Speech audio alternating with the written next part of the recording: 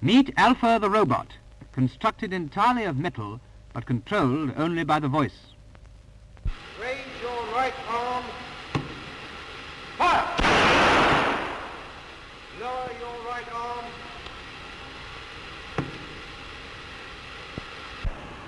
How tall are you? 6 feet. 6 feet. And how much do you weigh? 1 ton. See. Tell me, do you like little boys? No. Well, do you like little girls? No. See. Well, do you like the ladies?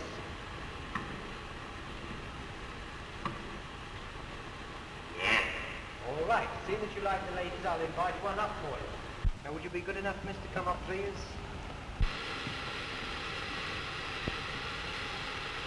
Are you married? Not yet. Would you like to be married? Yes. What sort of ladies do you like? Blonde. I say, Alpha, now you just turn your head to the left and look at that very pretty brunette there. Wouldn't you like to marry that young lady? She'll do.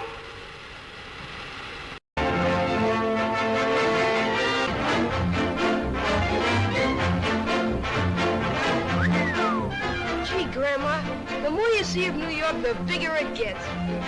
It's the same as Main Street, back home, only larger and busier.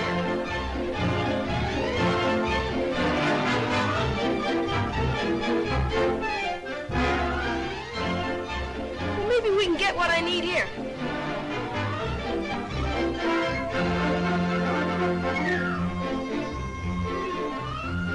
I wonder if they've got any new gags.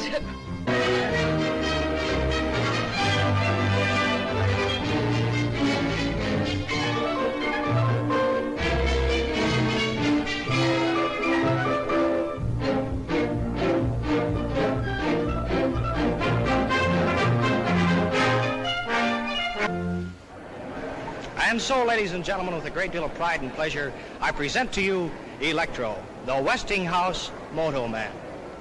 Electro, come here. And here he comes, ladies and gentlemen, walking up to greet you under his own power.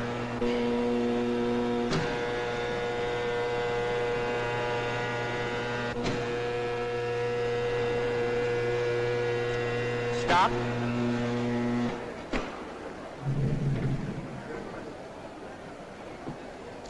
You see, all I need to do is to speak into this phone, and Electro does exactly what I tell him to do. Sometimes. But I don't see why I'm telling Electro's story when he's perfectly able to tell his own. So let's listen and see what Electro has to say to us today. All right, Electro, will you tell your story, please? Who? Me? Yes, you. Okay, Toots. Ladies and gentlemen, I'll be very glad to tell my story. I am a smart fellow, as I have a very fine brain of 48 electrical relays. It works just like a telephone switchboard. If I get a wrong number, I can always blame the operator. Thank you. And by the way, I see a lot of good numbers out in our audience today. Electro, behave yourself. Quiet, please.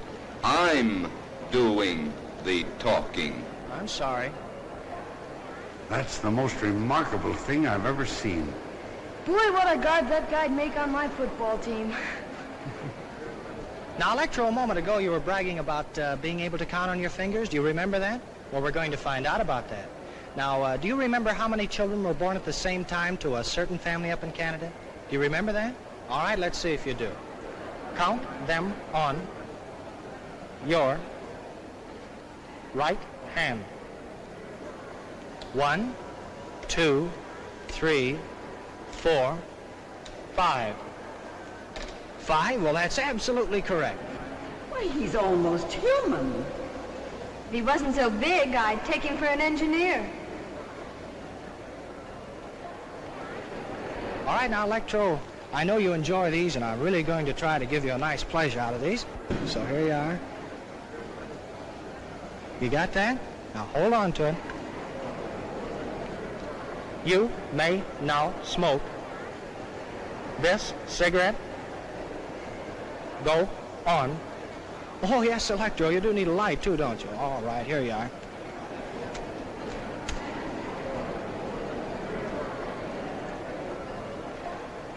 And, folks, he's only 2 years old, too. Just learning.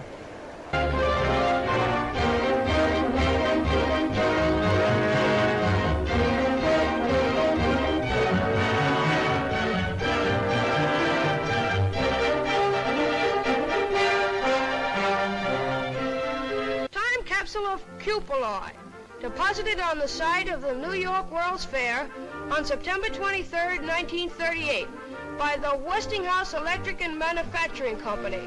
If anyone should come upon this capsule before the year AD 6939, let him not wantonly disturb it, for to do so would be to deprive the people of that era of the legacy here left them. He never had a camera like that one.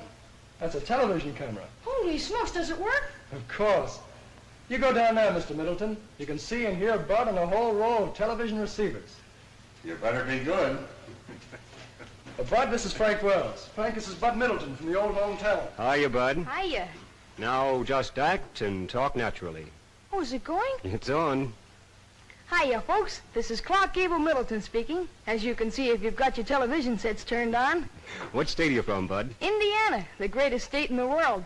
And if Grover Whalen's listening in, New York's okay, too. Well, what do you think of the fair? Well, as a guy I once studied about said, I came, I saw, and I'm almost conquered. How am I doing, Dad? Here's the oscilloscope. Talk or blow or whatever you did before into the mic. You'll see your voice projected on the screen.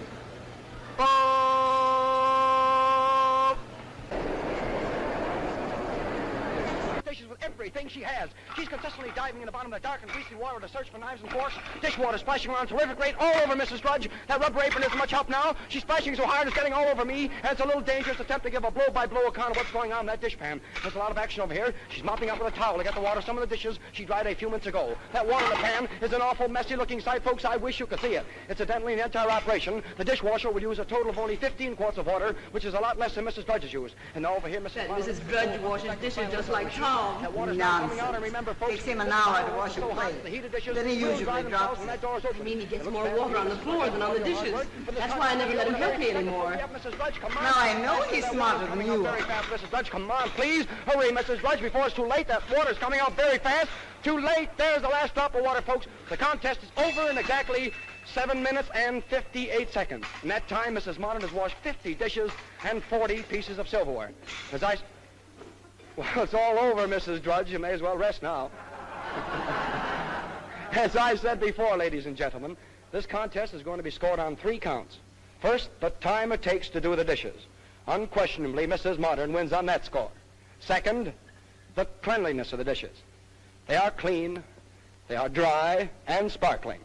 They do honor to any woman's table, so Mrs. Modern wins point number 2. Her dishes are certainly cleaner. And now, point number 3. The condition of the contestants. Mrs. Modern looks as fresh and neat as when she stepped into the ring. While Mrs. Drudge, well, I'll have to leave that to you. And so, ladies and gentlemen, I give you the winner, Mrs. Modern.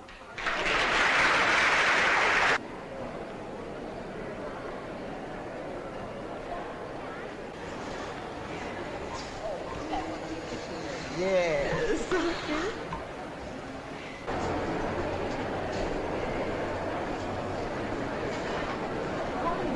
Beautiful kitchen.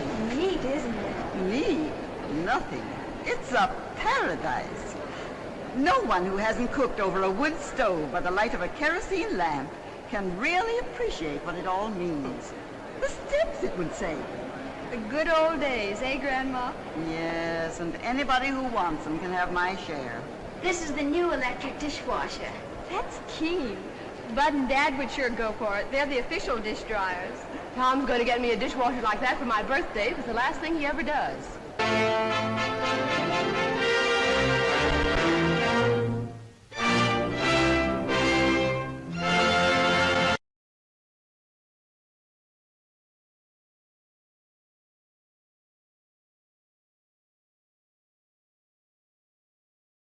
Tonight's first candidate for a Skippy All-Time Award. It returns. The thing with almost human brain, Electro the Robot. You asked for it. I am Electro, mightiest of all robots. I was created by Westinghouse Laboratory. I am 7 feet, 6 inches tall. I weigh 260 pounds. My brain is bigger than yours. It weighs 60 pounds. I can do many things.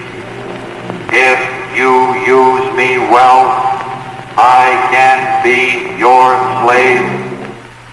I'm going to put this toy balloon in your mouth and have you blow it up for us.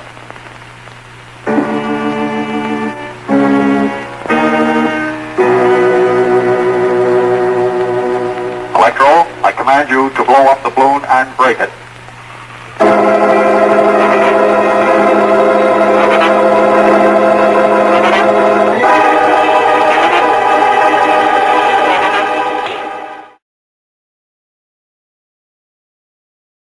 My brain is bigger than yours. 1, 2, 3, 4, 5. Let me say that again. 1, 2, 3, 4, 5. I'd rather have a cigarette.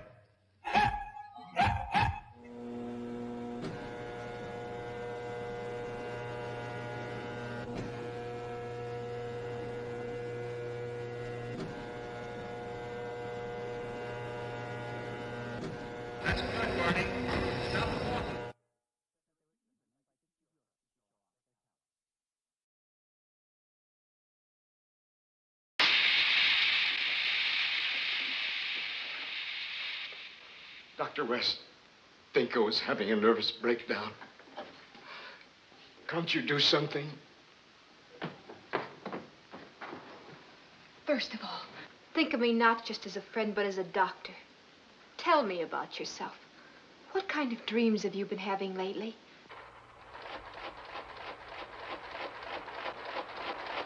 What does he say? What has he been dreaming of? Winning the Preakness and you.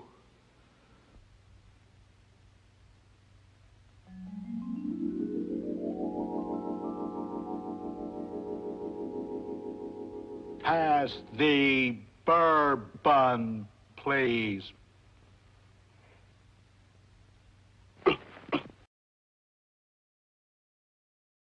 And tomorrow, guess what? A newfangled chimney top for frightening away storks? The headpiece of a third program announcer? No.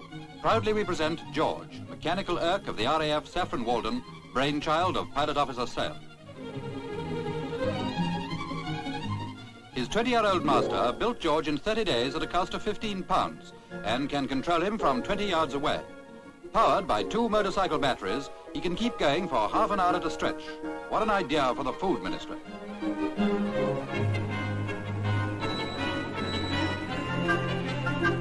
Someday his inventor hopes to build a Super George, controlled by sight, sound and touch. That'll be the day, girls. Now to find for ourselves the stuff of which George is made. The RAF stress that George is not a secret weapon. His secrets belong to his inventor alone.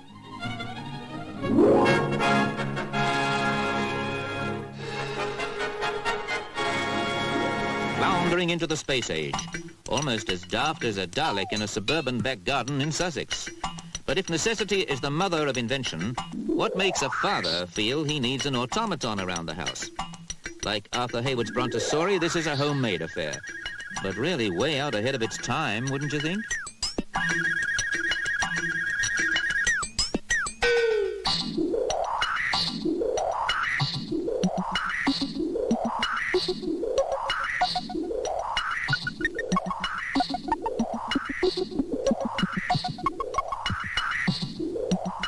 It's remote control made cozy.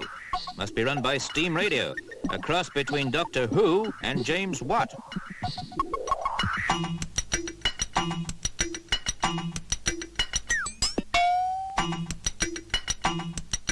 Mr. Victor Sherlock of Horsham's got a robot at the bottom of his garden, and he's trying to teach it how to mow the lawn and all sorts of other little jobs that make life easy for the technically minded. But the age of technology being what it is, even a robot can go screwy.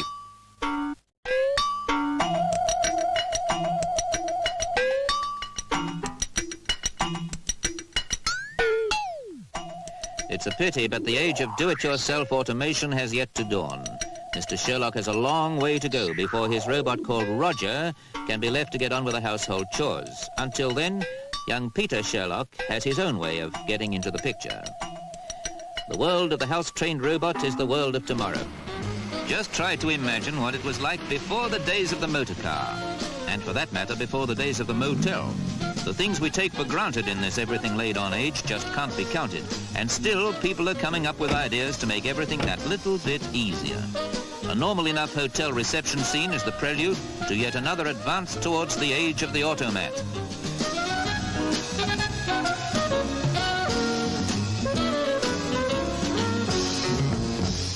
In the lobby of this London Airport motel, they've installed a mod con that's the receiving end of the easiest aid to lazy living yet.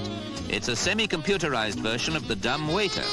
When you check in, they switch on the room service automat. They haven't got a device that can replace the man who fills it up, though, as you'll see later, those days aren't so far ahead either.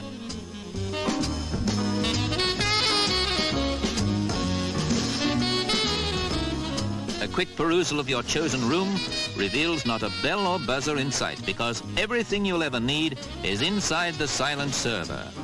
You may miss the graceful glide of the ever-attentive waiter, but the chances are you'll appreciate the new world of ease the Quick Maid opens up for the labor-saving catering trade. You just sit and think of things you'd like, and forget that you'll have to pay in the end.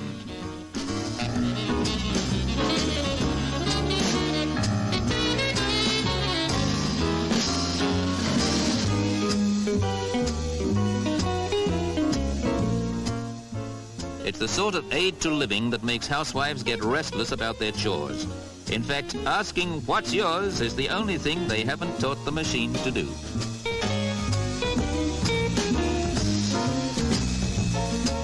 When bedtime comes and you find you've left the toothpaste behind, a natural omission for a honeymoon couple, it's right on the spot.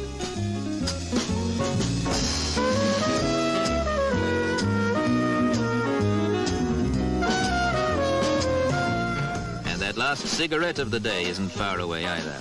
It's marvelous. It can even supply you with a bedtime story, though you do have to read the book yourself.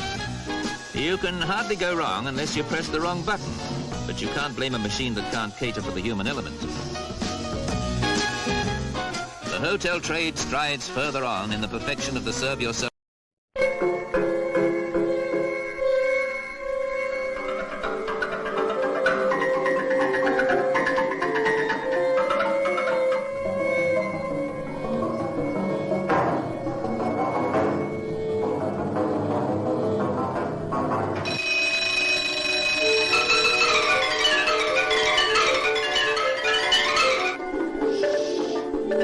The robot is called Miss Honeywell, presented as the ultimate in automation, the human-tronic saleswoman of tomorrow. At the Instruments, Electronics and Automatic exhibition at Olympia, she, or it, or maybe he, had the boffins bewildered.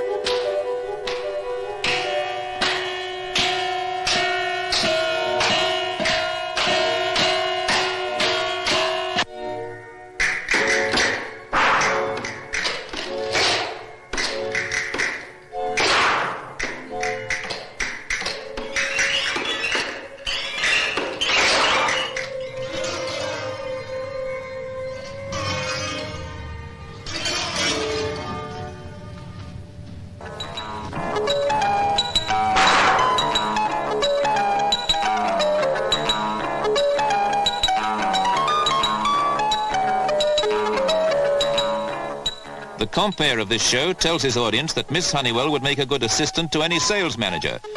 He, she, or it replies, "Assistant, nothing. I'd make someone a very good wife," if he were a BSc and mechanically minded.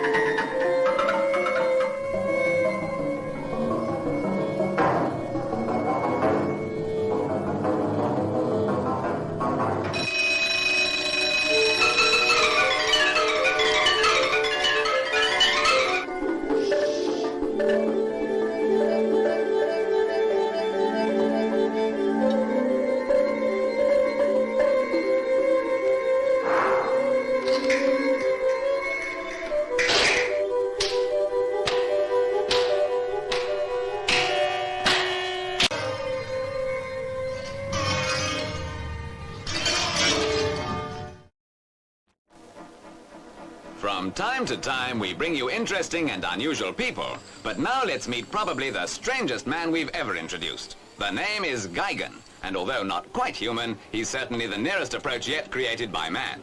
We used the word strange, yet there may well be a time when robots like Gigan are accepted as part of our everyday life. Automatons as gentle as lambs for chores like babysitting, and with the strength of a dozen Samsons for more ominous purposes.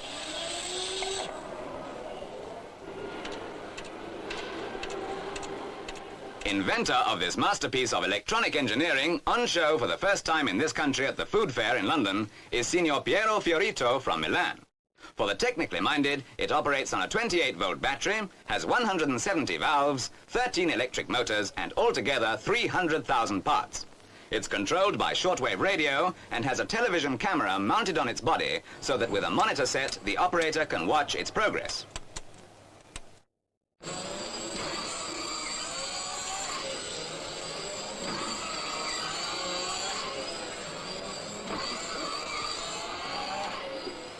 The serious industrial uses for robots like Gigan in the future include the handling of dangerous radioactive materials in the realms of nuclear physics.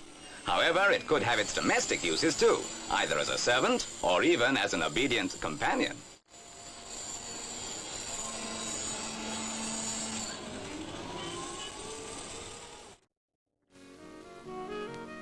Gigan is obviously one male who can be relied upon not to step on his partner's feet. Nor would you be likely to have any trouble on the dance floor with him around. 9 feet tall and weighing about half a ton, it would take more than half a dozen ordinary men to hold him back if he lost his temper, or literally blew a gasket. Oh well, those will be the days.